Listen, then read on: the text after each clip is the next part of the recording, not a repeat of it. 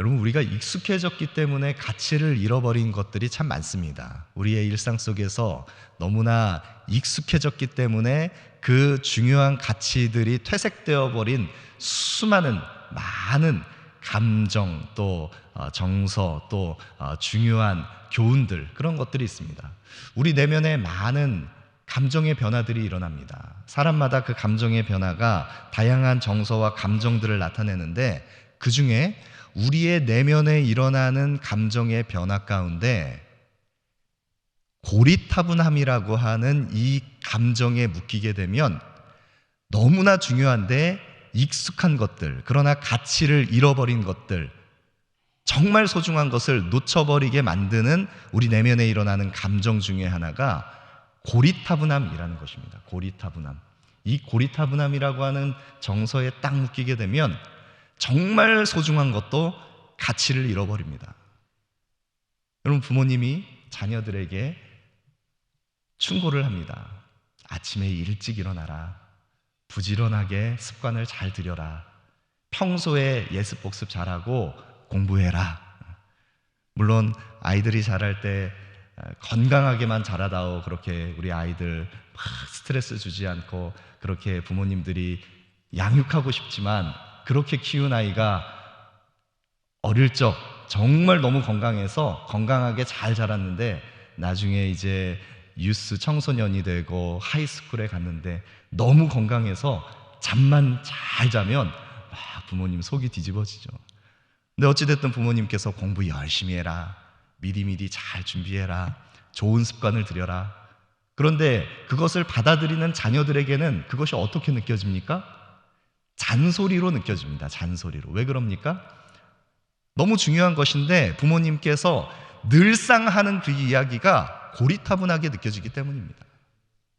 늘 듣던 그 얘기인데, 만약 우리가 부모님의 그 충고대로 정말 열심히 성실하게 매사에 준비를 잘하고 성실하게 주어진 일들을 예습복습도 잘하고 건강하게 자기 몸을 돌보고 좋은 습관을 들이고 그랬더라면 많은 결과물들이 바뀌었을 텐데, 우리가 그것을 받을 때 어떻게 받습니까? 잔소리로 받습니다. 고리타분하게 받습니다. 여러분, 우리가 말씀이라고 하는 이 주제, 이 말씀이라는 주제를 우리가 대할 때에도 어느 순간에 식상해져 버린 이 말씀에 대한 가치를 고리타분하게 느낄 수 있습니다. 정말 소중한 말씀인데 그것이 우리에게 생명을 살리는 말씀으로 역사하지 않습니다. 말씀이 효력을 발휘하지 않습니다. 왜 그런 것입니까? 살았고 운동력 있는 이 말씀을 우리가 너무나 익숙하기 때문에 그 가치를 다 퇴색된 상태로 소중하게 여기지 않기 때문입니다. 여러분, 그런데 오늘 우리가 함께 부분을 살펴보지만 우리가 함께 살펴보는 이 시편 119편, 이 시편의 말씀은 시편 기자가 주의 말씀이라는 이 유일한 한 가지 주제를 가지고, 말씀이라는 주제를 가지고 무려 176구절의 성경에서 가장 긴 시를 써서 말씀이 무엇인가, 말씀의 유익이 무엇인가, 말씀이 어떻게 효력을 발휘하는가, 말씀의 가치를 묵상하고 노래한 것이 바로 이 시편 119편입니다. 무려 176구절로 이 말씀이라는 주제를 묵상했습니다. 그런데 이 원문 성경에는 이 시편 119편을 쓸 때 그냥 쓴 것이 아니라 이 히브리어로 쓰여진 이 시편 119편을 쓸 때 시편 기자는 히브리어 알파벳 가운데 우리가 가나다라 그리고 ABC 이렇게 알파벳 순서가 있는 것처럼 히브리어에도 알렙, 베트, 김멜, 달렙 이 순서가 있습니다. 자음 순서가 있습니다. 그런데 이 자음 순서를 알렙, 베트, 김멜 이 순서에 따라서 이 176구절을 22개의 자음을 8줄씩 8행으로 한 문단씩 해서 이 말씀이라는 주제를 묵상해서 표현한 것이 바로 이 시편 119편입니다.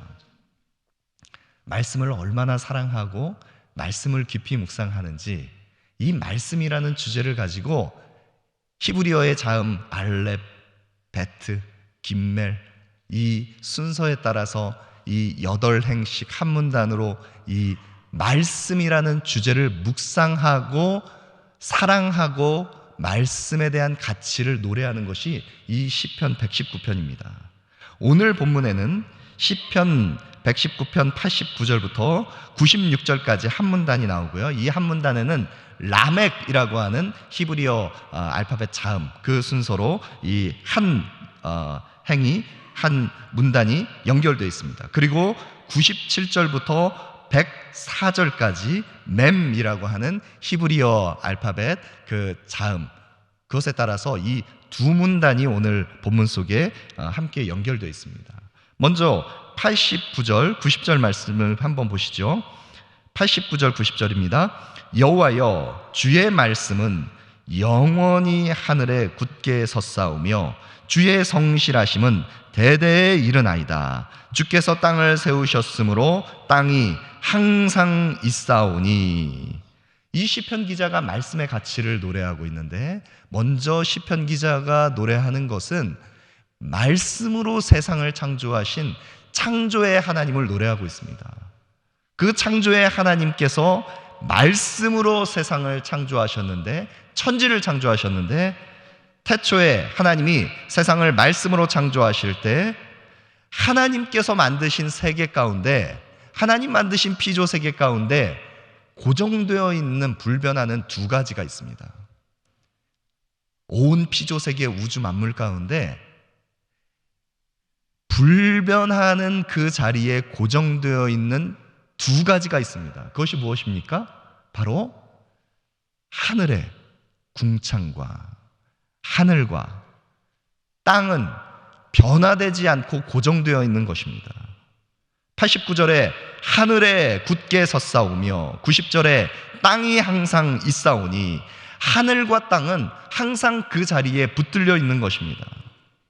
여러분, 우리가 생활하면서 정말 어처구니 없는 일들을 당하게 되면, 정말 예상치 못했던 어려운 일들을 겪을 때 우리는 하늘이 무너진다 이야기합니다. 하늘이 무너진다. 왜 하늘이 무너진다는 표현을 쓰는 것입니까? 일어나지 않을 일이기 때문입니다. 하늘이 무너질 일은 없습니다. 그런데 하늘이 무너지는 것처럼 예상하지 못했던 정말 불확실한 그런 일들이 우리 가운데 경험되면 어떻게 표현합니까? 하늘이 무너진다, 이런 표현을 쓰는 것입니다. 천지가 개벽을 해도 하늘이 무너지는 일은 없습니다. 일어날 수 없는 일이 벌어졌을 때 하늘이 무너진다라고 표현하지만, 하늘은 영원히 궁창에 머물러 있는 것, 그것이 변하지 않는 하늘입니다. 여러분, 그러면 땅은 어떻습니까? 땅은 불변하나요? 10년이면 강산도 바뀐다는데 시간이 지나면 땅도 바뀌게 됩니까? 물론 인간이 개발을 하기 때문에 끊임없이 피조 세계를 계속해서 개발하는 인간들의 그 행위로 인해서 땅도 변하는 것처럼 보입니다. 그러나 땅은 항상 그 자리에 머물러 있습니다. 여러분, 우리 가운데 이번 여름에 또 팬데믹이 이제 좀 많이 종식돼서 한국에 나가시는 분들이 정말 많은데, 우리 한국에 한 번씩 갔다 오시면, 오랜만에 한국에 다녀오신 분들은 다 그런 것 고백하실 겁니다. 정말 많이 변했다. 한국이 정말 많이 변했다. 그런데 그렇게 급변하는 한국 사회에 정말 많이 바뀌었어도, 서울에 가서 남산을 보면 10년이 지나고 20년이 지나도 남산이 그 자리를 북한산으로 옮깁니까? 바뀌지 않습니다. 땅은 항상 고정되어 있습니다. 그 자리에 있는 것입니다. 하늘이 불변하고 땅이 고정되어 있어도, 자연 그대로 그 자리에 머물러 있어도, 그러나 마지막 날에는 모든 것이 다 변동하는, 하늘과 땅이 변동하는, 계시록 21장에 새 하늘과 새 땅을 창조하시는 하나님의 역사가 나타납니다. 하나님께서는 요한복음 1장에 태초에 말씀이 계시니라. 이 말씀이 하나님과 함께 계셨으니 이 말씀은 곧 하나님이시니라. 그가 태초에 하나님과 함께 계셨고 만물이 그로 말미암아 지은 바 되었으니 지은 것이 하나도 그가 없이는 된 것이 없느니라. 이 요한복음 1장 1절부터 3절까지의 말씀하는 것처럼 하나님께서는 온 천지 만물을 말씀이신 주님께서 말씀으로 창조하셨습니다. 말씀으로 창조하신 하나님께서는 그 피조세계를 만물이 그에게로 지은 바 되었고 만물이 그에게로 나오고 그에게로 돌아감같이 만물을 말씀으로 창조하신 하나님께서는 만물을 말씀으로 보존하십니다. 말씀으로 섭리하셔서 온 세계 만물을 주관하고 계십니다. 그러나 하나님께서 보존하시지 않으면 결코 변동되지 않는 이 하늘과 땅도, 하나님의 섭리 가운데 보존되어 있는 이 하늘과 땅도 마지막 날에 주께서 심판의 주로 다시 오시면 새 하늘과 새 땅이 열리면서 하늘이 무너지고 땅이 변동하는 것처럼 하나님의 나라가 임하게 됩니다. 여러분, 그럴 때라도 하늘과 땅이 무너지더라도, 하늘과 땅이 변동하며 흔들릴지라도 하나님의 말씀은 어떠합니까? 오늘 96절 말씀에 내가 보니 모든 완전한 것이 다 끝이 있어도 주의 계명들은 심히 넓으니이다. 모든 완전한 것도 다 끝이 있고 모든 것이 다 소멸될 수 있지만 주의 계명들은 어떠하다고 말씀하고 있습니까? 심히 넓으니이다. 온 세상 만물을 말씀으로 창조하신 알파의 하나님, 온 세상 피조세계를 마지막 심판의 주로 새 하늘과 새 땅을 이루실 오메가의 하나님, 새 하늘과 새 땅이 열리게 될 때 하늘과 땅이 무너질지라도 변하지 않는 것이 있습니다. 그것은 영원한 주님의 말씀만이 영원합니다. 하나님의 말씀은, 변개치 아니하시는 하나님의 말씀은 영원합니다.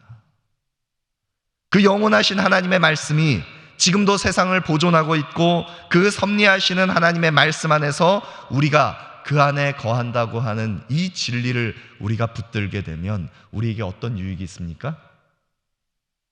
변함없는 하나님의 말씀이, 그 말씀이 오늘도 우리와 함께 일하시기 때문에 여호와여 주의 말씀은 영원히 하늘에 굳게 섰사오며 주의 성실하심은 대대에 이르나이다. 주님의 성실하심이 변함없이 우리와 함께 하심을 우리는 경험할 수 있습니다. 성실하신 하나님의 은혜가 있기 때문에 그 은혜를 말씀으로 깨닫고 말씀을 소유한 우리는 92절에 주의 법이 나의 즐거움이 되지 아니하였더라면 내가 내 고난 중에 멸망하였으리라. 주의 말씀이 우리와 함께 하시기 때문에 우리는 고난 중에도 멸망하지 않습니다. 고난을 통과할 수 있는 힘을 얻습니다. 천지 만물을 보존하시는 하나님께서, 말씀이신 주님께서 우리를 지키시고 우리와 함께 하시고 그 말씀의 언약 안에서 우리를 구원의 영광으로 인도하시기 때문에 우리는 고난을 이겨낼 수 있습니다. 93절에 내가 주의 법도들을 영원히 잊지 아니하오니 주께서 이것들 때문에 나를 살게 하심이니이다. 우리가 세상에서 고난을 통과해도, 아픔과 시련을 지나가도 우리가 이 땅에서 살게 하는 힘이 되는 것, 그것은 생명의 말씀이신 주님이 말씀으로 우리와 함께 하시기 때문에 우리는 말씀으로 살아갈 힘을 얻습니다. 그 성실하신 하나님께서 영원하신 말씀으로 우리를 사랑하신다 말씀하시고 우리와 함께 하십니다. 오늘 우리가 지금을 살아갈 힘을 얻게 하십니다. 또 다른 이제 새로운 단락에서 시편 기자는 내가 주의 법을 어찌 그리 사랑하는지요. 시편 기자가 말씀을 얼마나 사랑하는지, 말씀을 사랑하는 그 가치를 고백하고 있습니다. 그가 말씀을 얼마나 사랑하는지 그 말씀을 종일 작은 소리로 읊조린다고 고백하고 있습니다. 97절입니다. 내가 주의 법을 어찌 그리 사랑하는지요. 내가 그것을 종일 작은 소리로 읊조리나이다. 말씀을 얼마나 사랑하는지 그 말씀을 작은 소리로 종일 읊조리며 묵상합니다. 여러분, 여기에 표현된 종일 작은 소리로 읊조리나이다 라고 하는 이 읊조리다라고 하는 이 히브리어의 단어가 묵상이라는 단어의 그 근원입니다.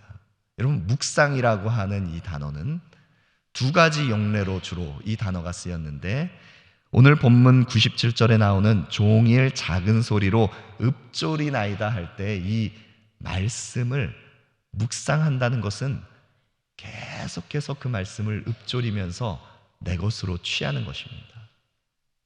그렇게 쓰이는 것이 한 가지 용례가 있고, 또 한 가지 용례는 이 말씀을 묵상한다는 뜻, 묵상이 어떤 의미를 가지고 있는지 그 용례를 또 찾아보면 이사야 31장 4절 말씀에 보시면 여호와께서 이같이 내게 이르시되 큰 사자나 젊은 사자가 자기의 먹이를 움키고 으르렁거릴 때 그것을 치려고 여러 목자를 불러왔다 할지라도, 이 이사야 31장 4절에 보면 큰 사자나 젊은 사자가 먹잇감을 낚아챘습니다. 먹잇감을 낚아채고 그 움켜진 먹잇감을 날카로운 이로 물고 뜯고 그것을 계속해서 먹잇감을 취할 때 그 먹잇감을 깨끗하게 발라먹을 때까지 그것을 물고 뜯고 또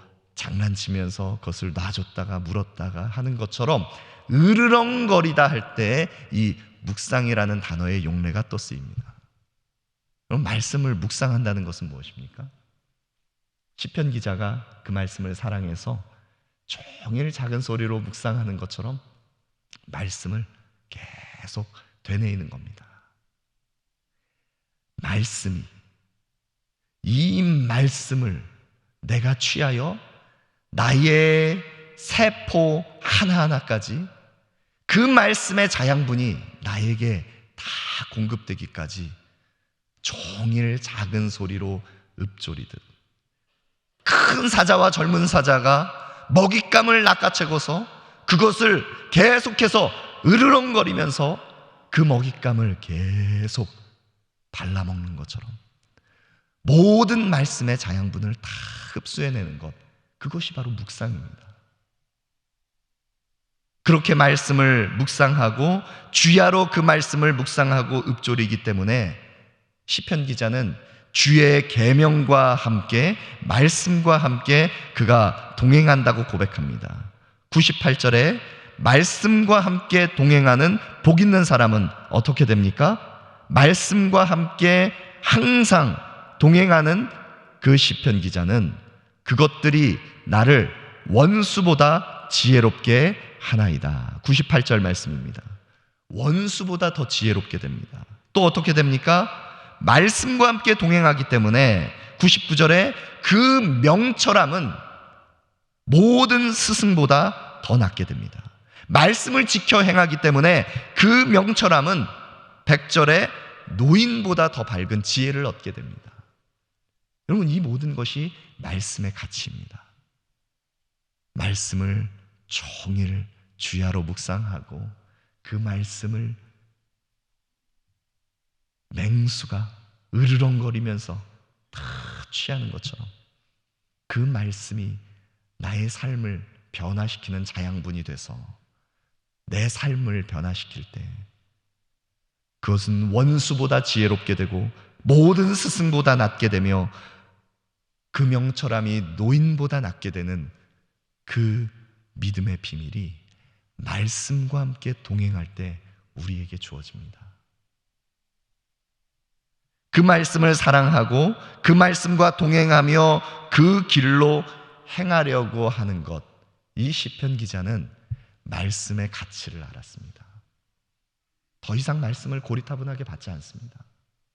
말씀의 가치가 얼마나 귀하고 소중한 것인지를 알았기 때문에 시편 기자는 그 말씀이 얼마나 소중한지를 시편 오늘 본문 103절에 이렇게 고백하고 있습니다. 함께 읽어볼까요? 함께 읽겠습니다. 주의 말씀의 맛이 내게 어찌 그리 단지요 내 입에 꿀보다 더 다니이다.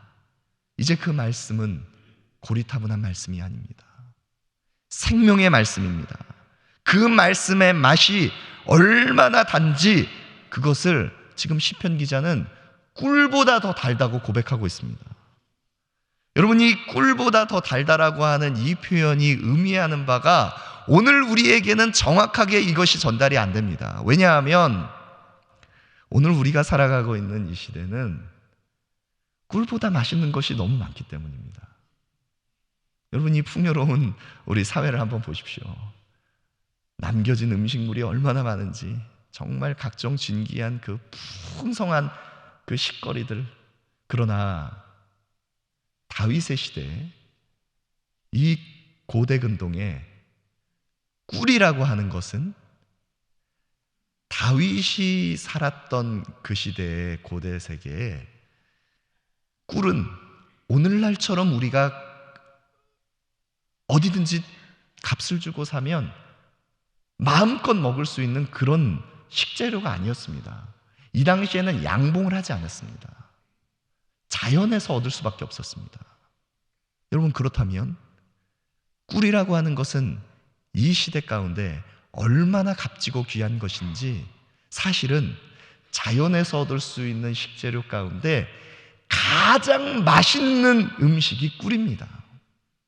그렇기 때문에 이 꿀은 요리할 때도 쓰였지만 약으로도 쓰였고 당시에 무역을 할 때 거래하는 그 중간 그 거래의 그 중간 매개체 상품으로 무역 거래 상품으로 쓰이기도 했던 것이 바로 이 꿀입니다. 그러면 꿀이라는 것이 얼마나 진귀한 것입니까? 값진 것입니까? 그런데 주의 말씀의 맛이 내게 어찌 그리 단지요. 주의 말씀이 내 입에 어떻다고요? 온 세상에서 가장 맛있는 이 꿀보다도 더 다니이다. 여러분, 이것이 시편 기자의 고백이었습니다. 온 세상 모든 것보다 이 말씀의 맛을 아는 가치가 얼마나 소중한지 그 말씀의 맛을 아는 가치를 포기할 수 없습니다. 시편 기자에게 있어서 다른 그 어떤 소유보다 말씀을 지켜 행하는 것이, 그 법도를 지키는 것이 자신의 가장 귀한 소유였습니다. 여러분, 이것이 시편 119편의 시편 기자의 고백입니다. 그러나 우리가 팬데믹 시기를 지나면서 말씀의 맛을 아는 이 미각이 다 사라져 버렸습니다. 어느 순간에 예배의 자리에 나올 때도 우리는 기대하지 않습니다. 익숙한 예배의 자리에 고리타분한 감정을 가지고 나옵니다. 말씀 앞에 설 때도 말씀을, 오늘 우리가 회중으로 이렇게 모든 사람들이 함께 있지만 오늘 각자에게 주시는 하나님의 말씀이 각 사람 심령마다 나에게 말씀하시는 그 말씀을 주님께서, 살아계신 주님은 오늘도 말씀하시는 하나님이신데 그 말씀하시는 하나님을 경험하지 못합니다. 핸드폰만 열어도 내가 듣고 싶은 메신저의 그 말씀을 내가 원하는 시간에, 내가 원하는 장소에서, 내가 원하는 방법으로, 나에게 편의가 맞추어진 그 방법으로 얼마든지 내 귀를 만족시키는 말씀을 듣다가 내 귀가 만족하지 않으면 조금이라도 무겁게 느껴지는 말씀은 거부해버립니다. 여러분, 이 팬데믹 시기를 지나면서 예배의 가치가 무너져 버린 것이 바로 이것입니다. 공교회로 우리가 함께 모였을 때, 우리가 예배 공동체로 함께 그리스도의 몸된 교회 공동체로 함께 모였을 때, 살아 역사하시는 말씀이신 주님 앞에 우리의 몸과 시간과 우리의 마음 중심을 들여서 말씀 앞에 나오는 우리의 그 중심이 어느 순간에 너무나 산성화되어 버렸습니다. 무디어져 버렸습니다. 이 말씀을 받는 우리의 마음 중심이 너무나 견고하게 무뎌져서 이제는 잘 심겨진 그 말씀이 옥토와 같은 우리의 마음 중심 가운데 잘 심겨져서 30배, 60배, 100배 열매를 맺는 그 말씀의 능력이 더 이상 나타나지 않습니다. 여러분, 이번 말씀 사경회를 통해서 우리가 말씀 앞에 겸비함으로 나아가는 시간 되기를 원합니다. 다시 한번 우리 공동체가 주의 말씀의 그 맛이 내게 어찌 그리 단지요, 내 입에 송이 꿀보다 더 다니이다 고백할 수 있는 그 마음의 결이 다시 되살아나기를 원합니다. 말씀을 사랑하는 그 미각이 다시 되살아나기를 원합니다. 그리하여서 우리의 속사람 심령마다 우리의 내면, 우리의 영혼, 우리의 속사람이 말씀이신 주님 앞에 인격적으로 주님을 만나는 그런 은혜 꼭 경험하기를 원합니다. 우리 한길교회가 복음의 은혜 안에 말씀의 토대 위에 견고하게 서는 이번 말씀 사경회 되기를 소망합니다. 이제 다 같이 자리에서 일어나셔서 그 믿음의 고백을 담아서 우리가 이 찬양의 고백을 함께 드리면 좋겠는데요. 찬송가 200장 달고 오묘한 그 말씀, 이 생명의 말씀이 나에게 길과 믿음과 나의 갈 길을 밝히 보여주시는 생명이 됩니다. 아름답고 귀한 말씀으로 인하여 말씀의 그 부요한 은혜, 생명샘물처럼 우리의 영혼을 적십니다. 그 고백을 담아서 함께 찬양합니다. 온 천지 만물 다 변해도 변개치 아니하시는 하나님의 말씀, 새하늘과 새 땅이 창조되기까지 말씀으로 세상을 보존하시며 말씀으로 세상을 통치하시는 하나님의 그 말씀 안에 우리가 온전히 거하게 하여 주시옵소서. 하나님 아버지, 어느 순간에 말씀을 대하는 우리의 마음 중심이 너무나 많이 무뎌져 버렸습니다. 산성화된 하나님 아버지, 우리의 마음 중심을 다시 변화시켜 주셔서 하나님 부드러운 마음으로 마음밭을 기경할 수 있게 하여 주시고, 우리의 마음 중심에 잘 심겨진 말씀이 30배, 60배, 100배의 열매를 맺을 수 있도록 은혜를 더하여 주시옵소서. 하나님 아버지, 우리 가정과 우리 교회를 진리의 토대 위에, 말씀의 토대 위에 세울 수 있게 하여 주시고 말씀으로 치유하여 주시옵소서. 하나님, 우리에게 말씀으로 함께 하시며 고난을 통과하고 이 땅에서 살게 하는 힘을 주시는 주님, 생명의 말씀으로 살게 하시는 주님께서 우리를 지키시고 돌보심을 확증하게 하기 위하여 만나와 메추라기와 같은 모든 쓸 것을 우리에게 공급해 주신 것 감사합니다.